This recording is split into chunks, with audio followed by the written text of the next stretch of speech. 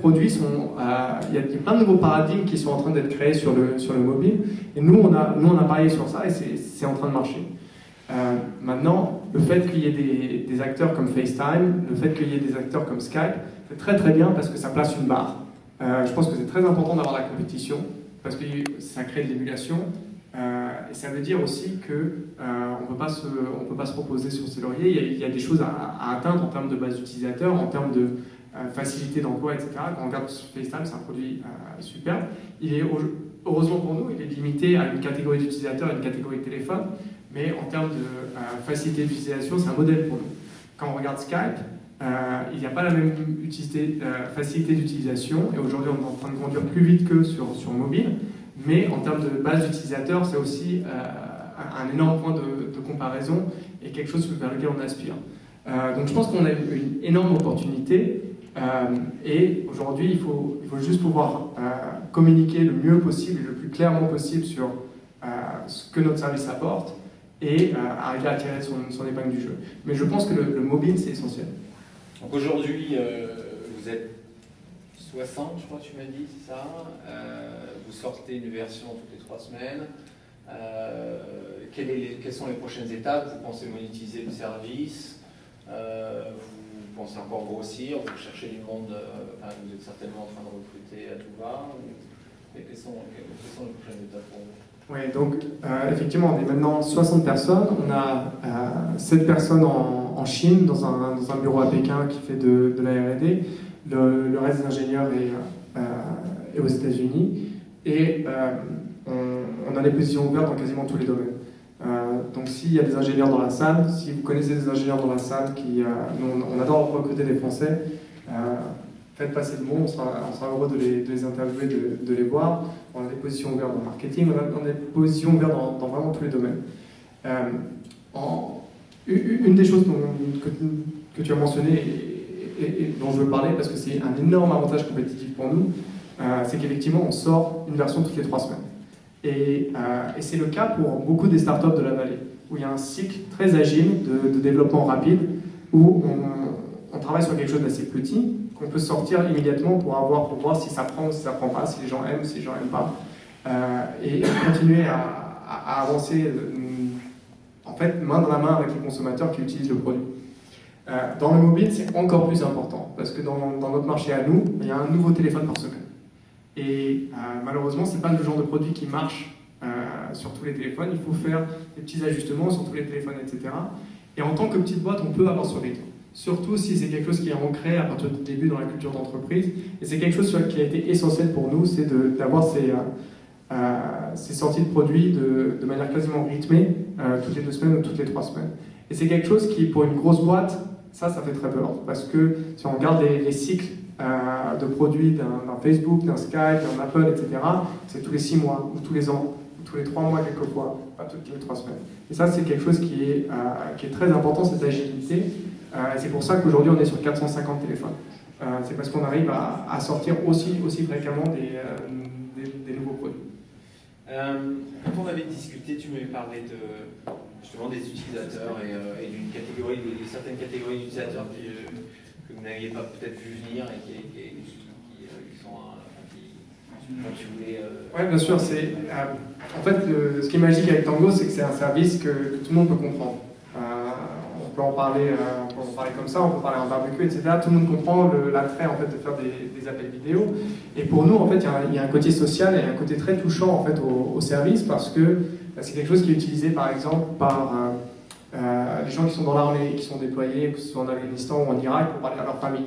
Et de penser en fait que notre service peut aider ces gens-là, je pense que c'est vraiment quelque chose de magique.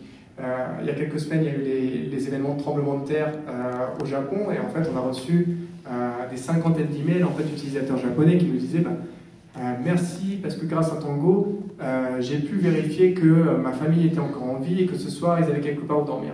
Parce que le réseau de téléphone était tombé, mais le réseau IP était encore présent, et ils pouvaient utiliser en fait, Tango comme service de communication pour se substituer au téléphone. On a des Japonais dans l'équipe, et vous pouvez imaginer que pour eux, ça a eu un énorme impact en fait, de voir que le produit sur lequel ils avaient travaillé pouvait être utilisé dans ces circonstances. Et puis il y a 2 groupes qu'on n'avait pas du tout vu venir, comme tu le dis, qui ont vraiment adopté le service, c'est les sourds-muets et les aveugles. Et les sourds-muets ont commencé en fait à poster des revues sur Tango, que ce soit sur YouTube, que ce soit sur les différents sites de leur communauté, en disant voilà, ça c'est un service pour nous, ça c'est un service qu'on veut utiliser, parce que avec Tango, ils ont senti qu'ils pouvaient passer de juste envoyer des SMS à pouvoir communiquer, parce qu'ils peuvent signer, ils peuvent se mettre devant la caméra, comme ça, et faire le langage des signes, et communiquer avec leur communauté. Et pour eux, c'était quelque chose d'énorme, parce que c'était le seul service, quand on est sorti, c'était le seul service qu'ils pouvaient utiliser à l'extérieur pour communiquer avec leur famille, avec leurs amis. Et les aveugles, alors vous allez me demander comment est-ce que les aveugles se servent d'un service de communication vidéo. Ce ne sont pas très intuitifs en fait.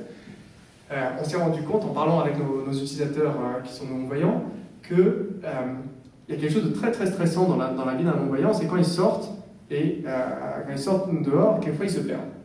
Et quand un non-voyant est perdu, c'est pas très agréable d'aller taper sur l'épaule de quelqu'un qu'on ne connaît pas pour lui demander où est-ce qu'on est, est-ce que vous pouvez m'indiquer la direction, etc.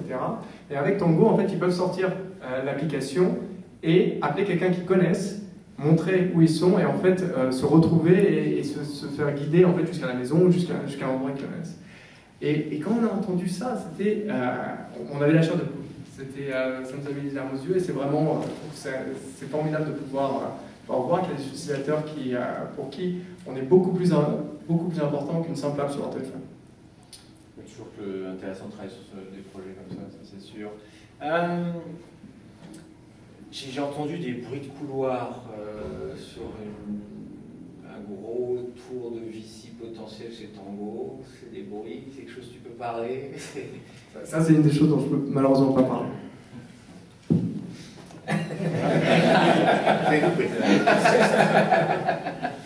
Bon bah tant pis. Alors je vais faire plus simple. Quand on monte une start-up, c'est toujours prenant. Quand on monte une start-up qu'elle va en coupe, je me doute que c'est encore plus prenant. Tu fais quoi quand tu as un peu de temps libre? Alors le petit peu de temps libre que j'ai, j'essaie de dédier à ma femme et à ma petite fille. Et on a un hobby qu'on a privilégié, c'est le kitesurf.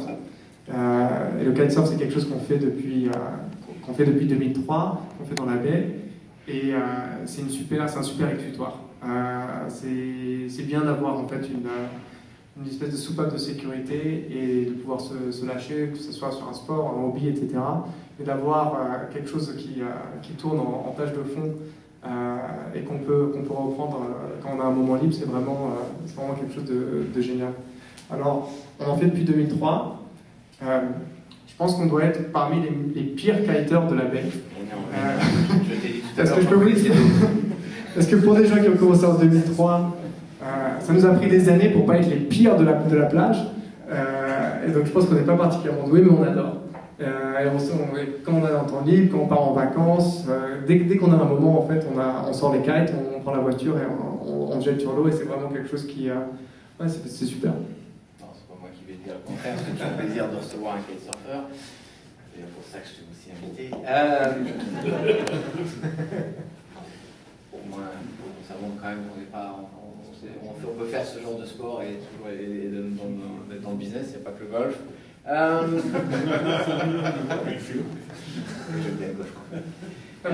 Il paraît d'ailleurs que c'est le nouveau sport des entrepreneurs dans la baie.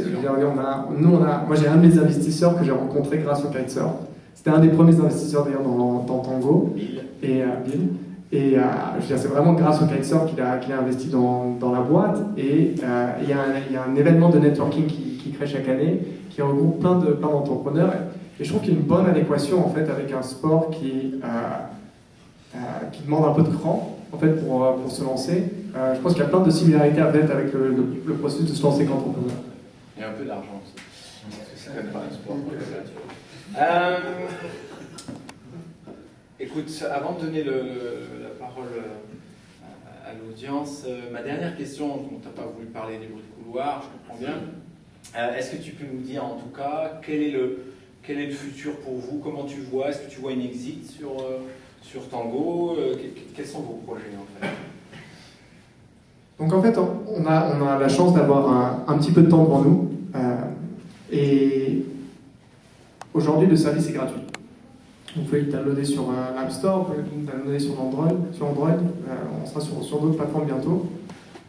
Mais aujourd'hui, c'est un service qui est en pleine croissance. Et pour être parfaitement honnête, quand on ajoute 2 millions d'utilisateurs par mois, il y a beaucoup de travail à juste faire en sorte qu'il n'y ait pas de problème de croissance et qu'on arrive à grandir aussi vite que la base d'utilisateurs. Et ça nous prend beaucoup de temps de juste maintenir le service et d'améliorer la qualité pour le service qu'on fait tourner.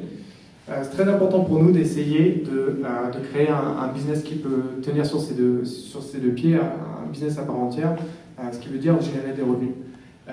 Et on sortira notre premier service payant un peu plus tard cette année, sans doute autour du mois de septembre. On est une boîte, à différence des boîtes B2B, on est maître de notre propre destinée, on décide quand les produits sont prêts à sortir. Et on a notre destin en main. En fait, c'est vraiment un énorme avantage en fait, dans les boîtes de B2C. On n'a pas besoin on répond à personne en fait, autre que le critère de qualité qu'on s'est placé pour nous-mêmes, pour sortir différentes features ou produits. Et je pense que dans l'année qui vient, en fait, on a vraiment le défi de transformer une boîte qui a en fait prouvé qu'elle pouvait sortir un produit qui marche. Un produit que les gens aiment, une boîte qui peut vaincre en fait, les problèmes de croissance pour justement offrir ce service à grande échelle au challenge qui reste, qui est une boîte qui peut fournir des revenus. On a plein d'idées de services payants qu'on aimerait offrir en plus de ce qu'on fait aujourd'hui.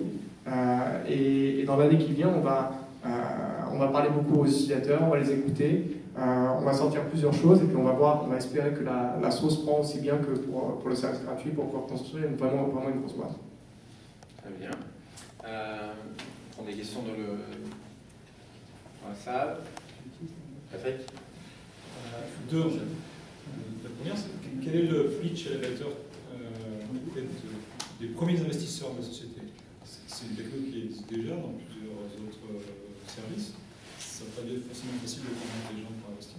Et deuxième question, il y a un autre marché avec ta compétence, ta technologie, ton background, qui aurait été vachement plus rémunérateur, c'est le desktop sharing, tout ce qui est partage.